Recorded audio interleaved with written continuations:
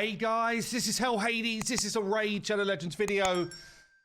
Damn, Raid have just dropped like a bunch of quality of life changes that are coming in the next 4 to 6 months. Now, I guess 4 to 6 months feels like it's a long time, and it probably is. But I would say the fact they've listed all of these out means that they're pretty much ready to go. They're just deciding when they're going to release them, you know, where they've got gaps in their kind of like schedule around patches and stuff. So there's a bunch of quality of life fixes. And honestly, I did a video maybe 3 weeks ago or something like that, where I was like, look, these things still need to change. It's not a good feeling in Raid that these things have not evolved. There's a bunch of them on the list. So I definitely feel like they're hitting the right kind of like areas with some of these changes. The first one is around silver. Now, I am a late game player, right? I had about 150 million silver not that long ago, maybe, well, when Hard Faction Wars came out, okay? And you can just see with the amount of places where you need to move gear around now, it strips your silver like crazy.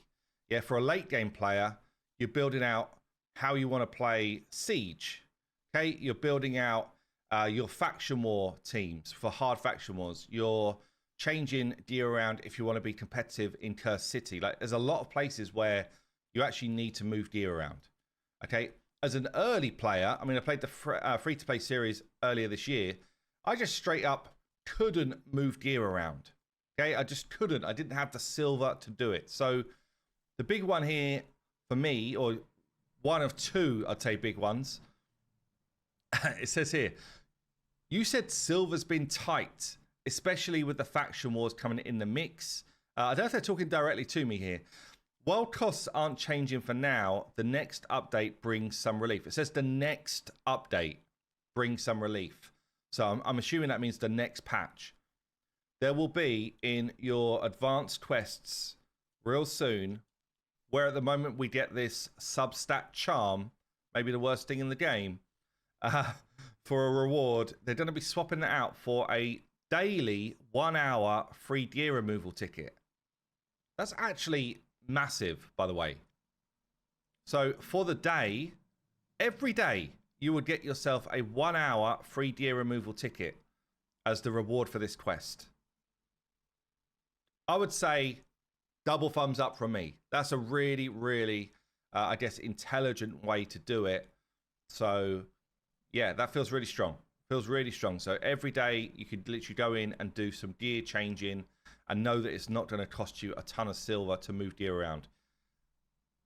You could argue, right? You could argue and just say, if you're going in this direction, Raid, why don't you just turn on free gear removal? Like, you're basically turning it on anyway. So why don't you just turn it on? Anyway, okay, but this is a solid step forward for me. I think this is a solid one. The next one is, at last, Minotaur is going to be experiencing super raids. I don't know when this one is. It says here, yes, you've said it so many times that even the Minotaur will be getting some love. Expect a super raids event as a first step. Again, what's with the first step? Just turn this on.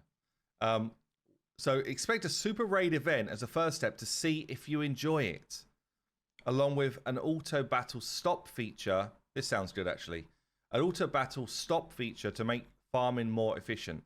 So I guess what they're saying there is you'll be able to stop when you hit max scrolls, which is actually cool. That's actually a good thing.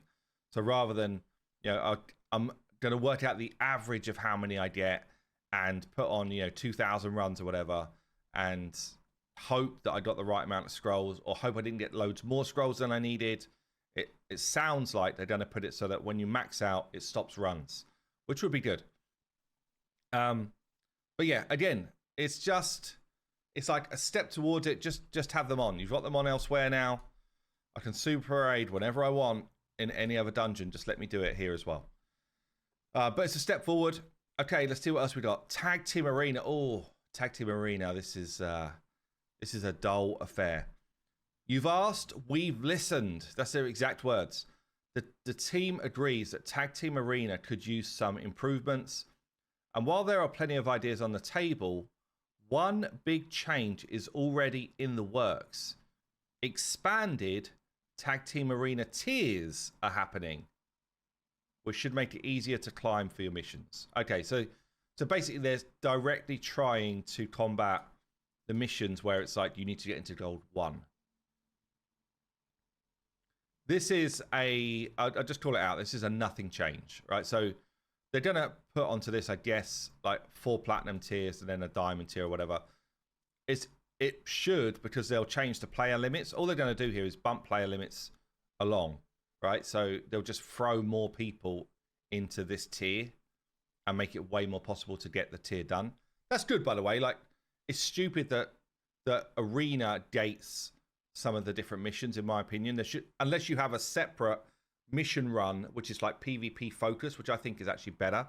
I think you'd have PvP focus missions and then general missions. I think that would be better for the game. But yeah, the fact they've got them in there and it's like holding people back a lot, then okay, that's going to be an improvement. But I'm hoping this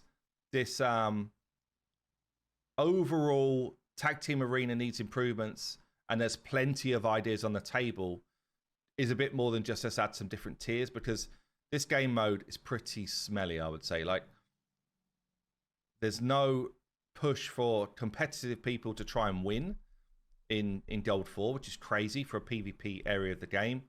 You know, they could take a lot of learnings, I think, from what they've done with Live Arena and even Classic Arena, which has been around forever. Okay, and then obviously you would want rewards to back that up. Rewards to back it up. The bazaar is bizarre in terms of, you know. Anyway, I've said it all before. Right, Classic Arena. Great news. This one's interesting, actually. Great news. Blind Reset is officially landing this summer. So for anyone who does try and compete in Plat, you will not know who you are fighting. The team is also working on a possible change to the reset logic. That might be around the time it resets or something. I'm not sure, actually. And while there's no ETA yet, they're considering a quality of life tweak for the platinum avatars as a reward for taking first place. So I think all in all, that sounds good for anyone who's like, you know, hard PvP player, you know, being in one of the top clans. I'm sure they'll still try and find a way to do it. But blind, I'm assuming blind literally means you just press attack and then you see who you're up against. Do you then, I guess you must then see their defense. Otherwise, you don't know what the hell you're picking against, and that's a big part of this game. So I'd imagine you click on a battle, it then would take you to like this screen, and then you have to fight it or you lose, I guess. Something like that. But yeah, that's interesting. What else we got on here? Gear management. So gear management here.